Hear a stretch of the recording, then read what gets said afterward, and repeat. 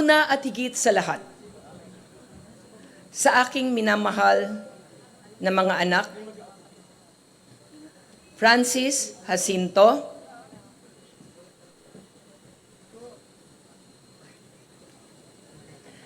ganun din po sa aking anak na ating Municipal Administrator, Carlo Felizardo Jacinto, sa aking pong kaisa-isang babaeng anak, Doktora Fatima Jacinto Kalimag, sa aking pong mga manugang, Bernadette Jacinto, Kathleen Jacinto, Dr. Adrian Patrick Kalimag, ganun din po sa aking mga apo, Angela Ovsiana, Francine Biansay Jacinto, Franz Amir Jacinto, Francesca Dana Jacinto, Connor Kate Jacinto, Adriana Faith Kalimag, Adrian Franco Kalimag, na nagsisilbing inspirasyon at lakas upang patuloy na mapagsilbihan ang bayan at mamamayang Buwakenyo. Sa ating iginagalang na kinatawan ng Marinduque, Congressman Lord Alan J. Quinto Velasco, sa ating ama ng lalawigan, Governor Presbitero Velasco Jr., sa ating Vice Governor Adeline Angeles, represented by Ms. Ivy Marciano, sa mga miyembro ng Sangguniang Panglalawigan, sa lahat po ng miyembro ng ating sanggunian, sa ating pong minamahal na obispo, Most Reverend Marcelino Antonio Maralic Jr., at sa lahat ng kaparian, sa aking katuwang sa pamamahala sa bayan ng Buwak, pangalawang punong bayan, Mark Anthony E. Senyo, sa mga sangguniang bayang members, Honorable Teresa P. Caballes, Honorable Mark Angelo L. Hinang, Honorable Alinik Andrew Solomon, Honorable Luisito S. Laylay, Honorable Gilmer R. Manguera, Honorable Dave Daniel M. Larga, Honorable Luisito M. Mahaba, Honorable Ryan Cesar Nepomuceno,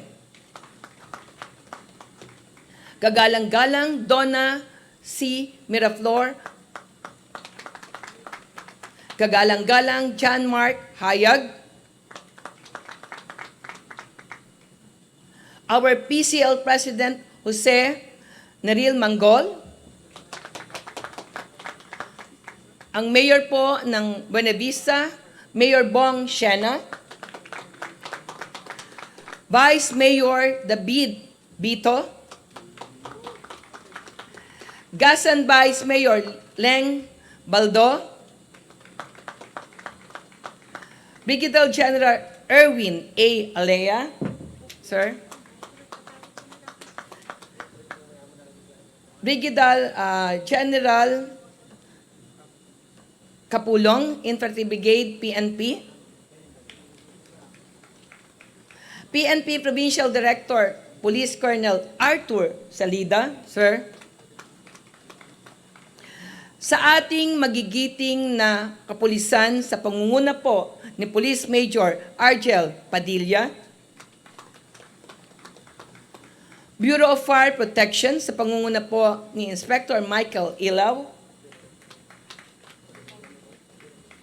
DILG MLGOO Miss Joyce Ulpo, sa aking pong mga tapat, masisipag at maaasahang department head and section heads at kawani ng mga pamahalang bayan,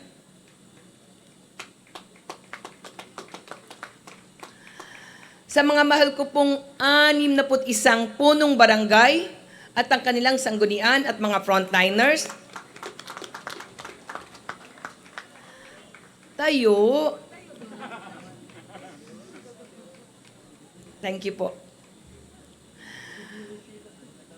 Sa ating pong mga provincial directors, lalo na po sa civil service,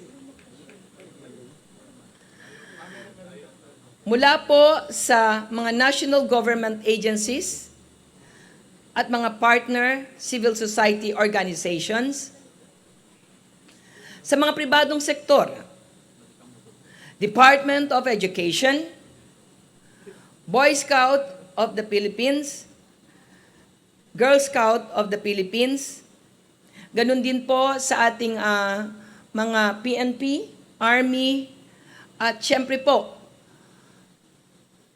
ang laging nakalagay sa aking puso, ang mamamayang Buwakenyo. Palakpakan po ninyo ang inyong mga sarili. Isang mapagpala at ligtas na umaga po sa ating lahat. Lahat po ay may takdang panahon sa ilalim ng araw. Nakaguhit po sa iba't ibang pagpapakita ng katotohanan. Salamat po sa inyong lahat, sapagkat lagi nating pinipili ang makabubuti sa pamilyang Buwakenyo. Bahagi na ng buhay ang panakanakang pilantik ng sintonadong damdamin. Ngunit po tulad ng kwerdas ng gitara, ang tono at musika ay nililikha. Hindi ng sobrang luwag o higpit, kundi tamang paghihigitan, tamang timpla at tamang kalabit. Patuloy po nating piliin ang wagas na paglilingkod at lagi nating ipagbunyi ang pagmamahal na may kababaang loob. For with love, challenges, trials, and tribulation become the way. With this brief introduction, please allow your humble servant to report with great pride and genuine humility the outstanding accomplishment of the Buwakenyo family. Sa pagsimula po ng aking panunungkulan noong taong 2019 hanggang sa kasalukuyan, ang aking taus-pusong pasasalamat sa lahat ng mamamayang Buwakenyo na nagmahal, tumangkilik sa inyong abang lingkod. Kasama po ang bawat isa sa inyo na abutin ang pangarap upang makamtan natin ang isang maunlad na bayan ng Buwak. Unahin po natin ang paglalahad ng katayuang pinansyal ng pamahalaang bayan. Sa mga nakaraang taon, ang pamahalaang bayan ay nakapagtala ng magandang kita mula sa external at local resources. Simula sa taong 2018 na may halagang 144,582,095 centavos at 281,421,820.29 centavos para po sa taong 2023. Gayon din ang pagtaas ng government equity na may kabuuan na halaga na 654,684,799 715 pesos and 98 centavos noong taong 2021. At sa taong 2023, ito po ay naging 775,932 pesos, 704 and 95 centavos. 775,932 pesos, 704 and 95 centavos.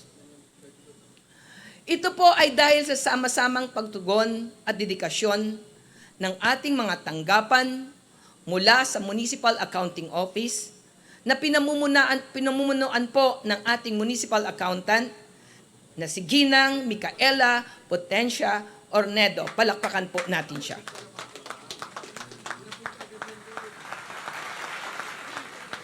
Ganon din po ang ating Municipal Treasurer Office sa pamumuno po ni Ginoong Roberto Gayutin. Palakpakan po natin. Ganon din po sa ating Municipal Assessor's Office sa pamumuno po ni Ginoong Ricardo J. Nieva.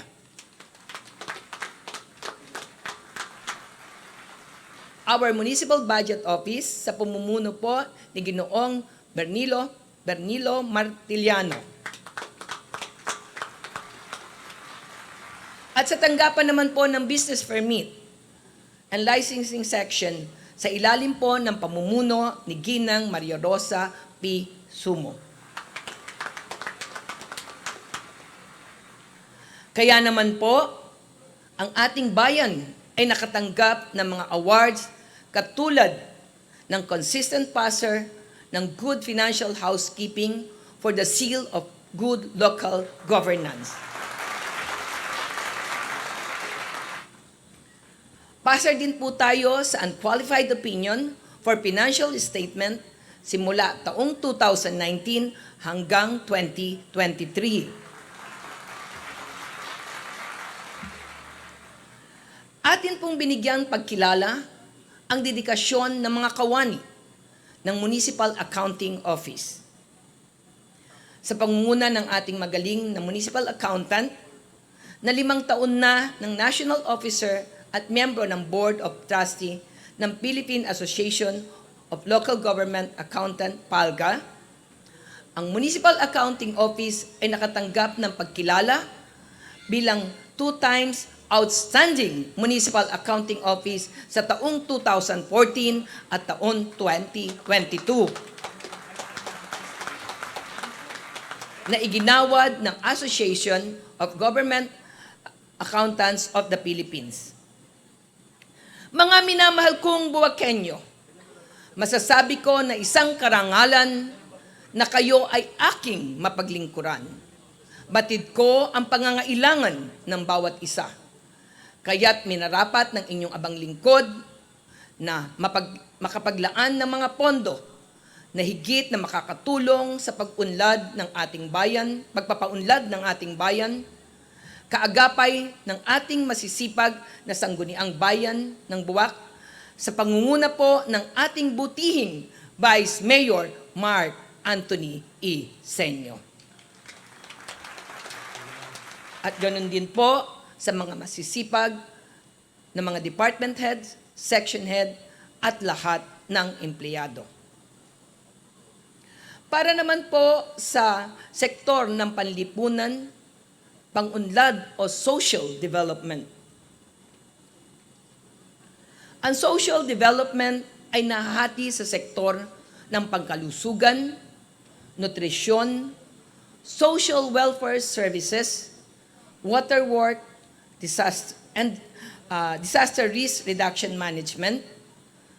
Sa usaping pangkalusugan na pinamumunuan po ni Doktora Catherine Del Sadiwa, Municipal Health Officer.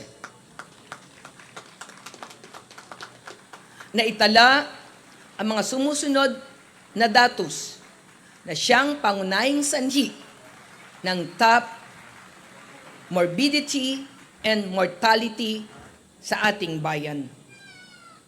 Nakapagtala ang ating health department ng 4,162 hypertensive patients, 444 ang diabetic patients, at 276 ang mental health patients. Kung kaya't higit nating binigyang prioridad ang Non-Communicable Diseases Prevention and Control Program, kabilang na dito ang health awareness, activities, and healthy lifestyle counseling.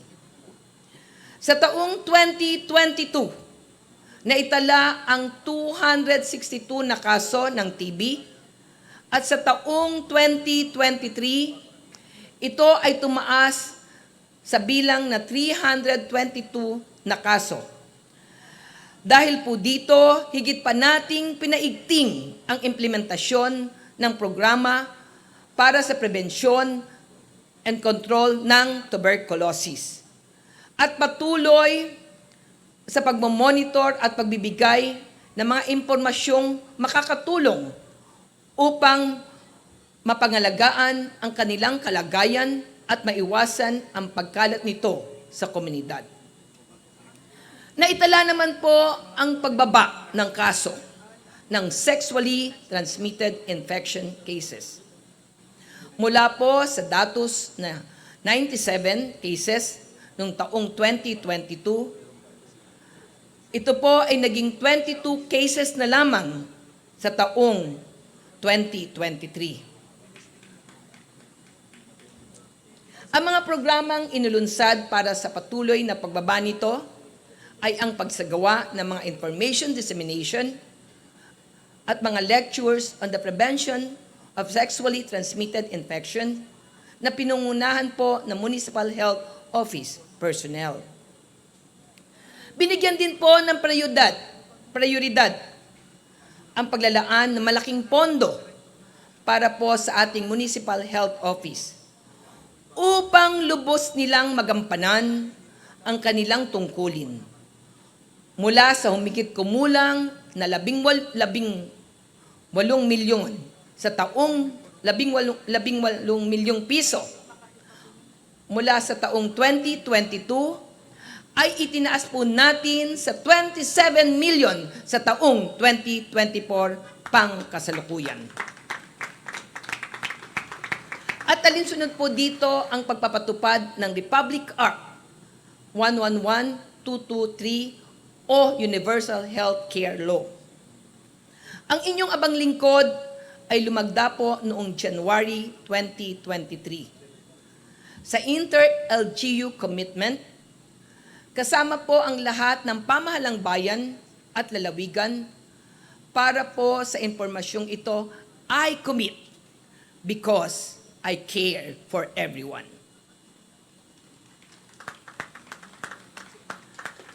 Iyan po ang aking mantra upang higit na maingat pa ang antas ng serbisyong pangkalusugan sa ating bayan.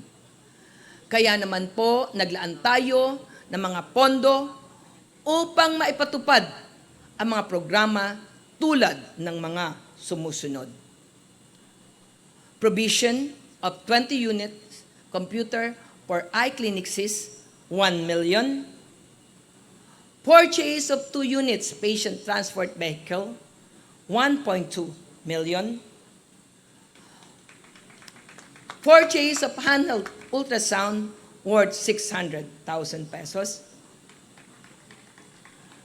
Completion of Buwak RHU1 building, 6,238,915 centavos. Ng Pablo N. Marquez Memorial Health and Diagnostic Building sa tulong po ng Department of Health. Ilan po ang pinaglalaanan ng pondo ay ang mga sumusunod. Maternal and child health programs, safe motherhood programs, dental health services, radiology services, laboratory services, health, environment, and sanitation services. Ngayong taong 2024, isinagawa po ang formal na turnover ng Buwak Water Works System ng Amayi Maynilad. Under the Public-Private Partnership Program of BUAC, sa bisa ng Municipal Ordinance number 2018-240, minarapat po ng administrasyong ito na bumili ng hydraulic water well drilling rig machine truck na nagkakahalaga po ng 7,929,000 upang makatulong po sa mga proyektong patubig ng mga barangay. Hindi po lingid sa atin, sa aking 2 terminong pagsisilbi bilang inyong punong bayan, ay naharap po tayo sa malaking problemang pangkalusugan na nagdeklara po ng World Health Organization ng pandemic ng COVID-19 sa buong mundo. Hindi rin po tayo nakaligtas at isa pa rin po tayo sa naapektuhan ng African Swine Fever. At ngayon, nahaharap na rin po tayo sa pagkalat na nakamamatay na rabies. Sa huling datos na naitala ng MHO, nagkaroon po tayo ng isang kumpirmadong namatay dahil sa rabies. At mabilis po sa pagdami ng mga hayop na nagpapakita ng mga sintomas na pagkahawa ng rabies. Dahil po dito, naglaan po tayo ng pondo na nagkakahalaga ng 5,877,000 para po sa pagbili ng vaccines and non-medical supplies for rabies, management para po sa mga individual na naapektuhan ng rabies. Naglaan din po tayo ng 2,445 pesos and 585 para po sa pagbabakuna ng pusa at aso. Katuwang ang tanggapan ng Municipal Agriculture, Provincial Veterinary sa pagpapatupad ng Rabies Reduction Program. Nagsagawa rin po tayo ng house-to-house anti-rabies vaccination na may kabuuang bilang na 11,495 mga aso at pusa na mula po sa 6,528 na mga pet owners. Nagsagawa rin po tayo ng mga pagsasanay para po sa mga 103 dog catchers. Namahagi rin po ang administrasyon ng ito ng 122 dog catching nets para po sa 61 barangays. Para naman po sa operation, klaro ng medical mission, sa ilalim ng ating administrasyon ay nakipag-ugnayan tayo sa mga volunteer medical practitioners of ophthalmology and optometry at maging mga nurses mula po sa Philippine Medical Associations upang maisakatuparan ang Operation Claro Medical Mission kung saan mahigit 3,000 individual ang nakatanggap ng pre-medical check-up at 700 na tao naman ang sumailalim sa pre-surgery operation. Ang mga pasyenteng ito ay nabigyan din po ng libreng eyeglasses at maintenance drugs mula sa nasabing medical mission. Dahil po sa pagpupursigi ng ating masisipag na mga kawani ng Municipal Health Office, ay nakatanggap po tayo ng mga sumusunod na pagkilala.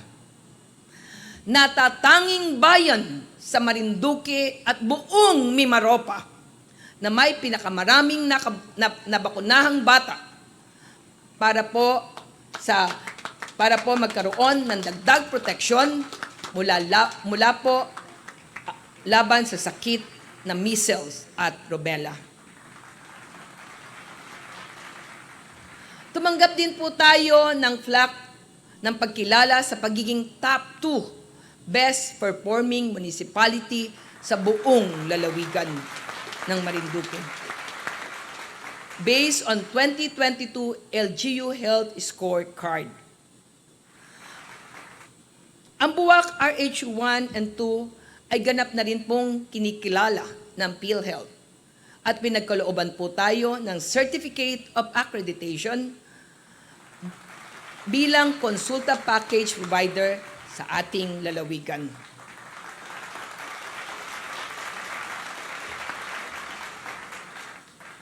Dumako naman po tayo sa nutrition services na pinangungunahan ni Ginang Giselle Pearl Olympia, Municipal Nutrition Action Officer. Mula po sa mataas na bilang ng underweight, stunting, wasting at overweight status ng kabataan, from 0 to 59 months ay naisaayos ang status ng mga ito. Dahil po sa mga interbensyon na aktibong naiplano na implementa katuwang po ng Municipal Nutrition Council, katulad po ng OPT Plus Active Monitoring of Nutritional Status, Infants, and Young Child Feeding Program, National Nutrition Program for Behavior Change, micronutrient supplementation, at iba't iba pong enabling programs. Sa pakikipagtulungan po ng Sangguniang Bayan, sa pamamagitan po ng Ordinansa Pangnutrisyon, katulad po ng Municipal Ordinance 2021-316, binigyan po ng prioridad natin ang pagdagdag ng pondo para dito. Ang Municipal Nutrition Office ay tumanggap din po ng mga sumusunod na pagkilala. Buwak Municipal Nutrition Council, Provincial Green Banner Seal of Compliance Awardee for 2022 regional level, awarded by NNC Mimaropa. Miss Giselle Pearl Olympia, second runner-up 2022,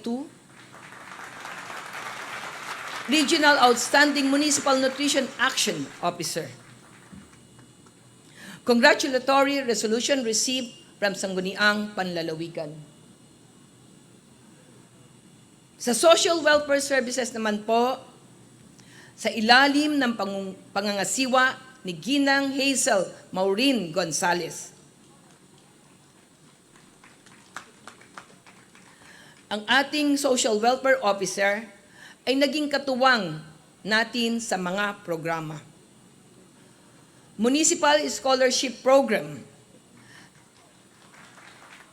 sa bisa ng Municipal Ordinance 2024-373 o College and Senior High School Educational Incentives Program and other educational incentives, Ordinance of 2024, higit na nabigyan ng maayos na pagtingin ang Municipal Scholarship Program, kung saan mahigit 275 senior high school students at 59 college scholars ang nabiyayaan nito.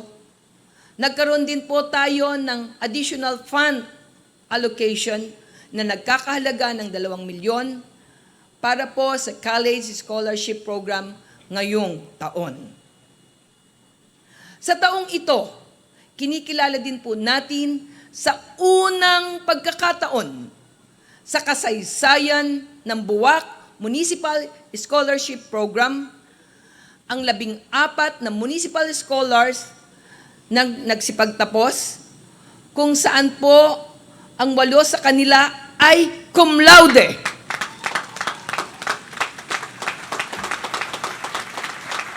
At ang 3 naman po ay with academic distinction.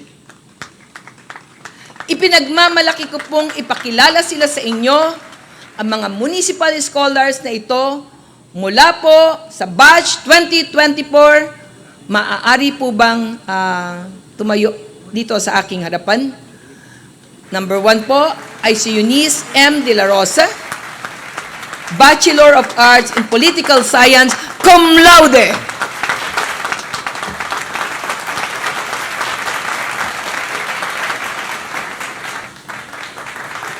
Silene Ann Hasmin, Bachelor of Science in Accountancy, cum laude.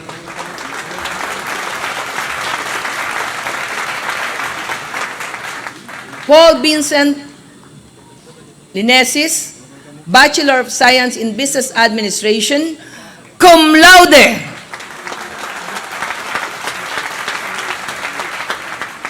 Mark Chaven Mabato, Bachelor of Science in Civil Engineering, cum laude. Mark Angelo L. Malabayabas, Bachelor of Science in Business Administration, Major in Marketing Management, cum laude.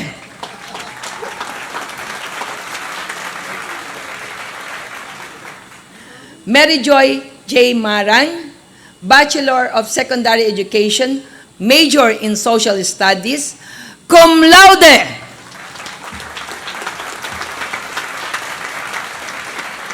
Catherine Ann Montero, Bachelor of Science in Social Work, cum laude.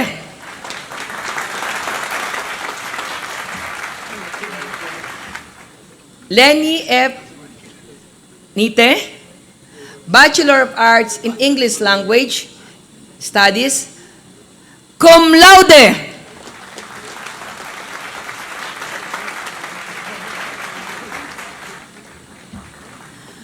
Mary Joy Malapitan, Bachelor of Arts in Communication with distinction.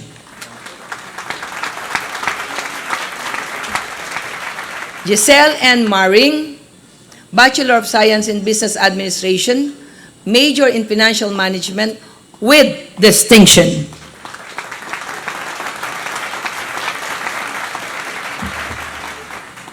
Rylene Grace L. Sacra, Bachelor of Science in Computer Engineering with distinction.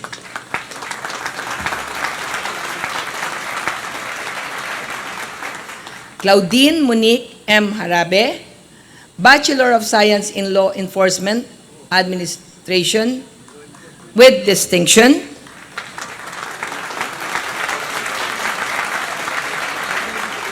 Marvin L. Marquez, Bachelor of Science in Electrical Engineering. Monica M. Marquez, Bachelor of Secondary Education, Major in Social Studies.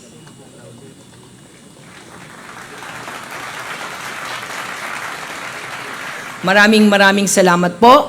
Palakpakan po muna muli natin silang lahat. Thank you very much.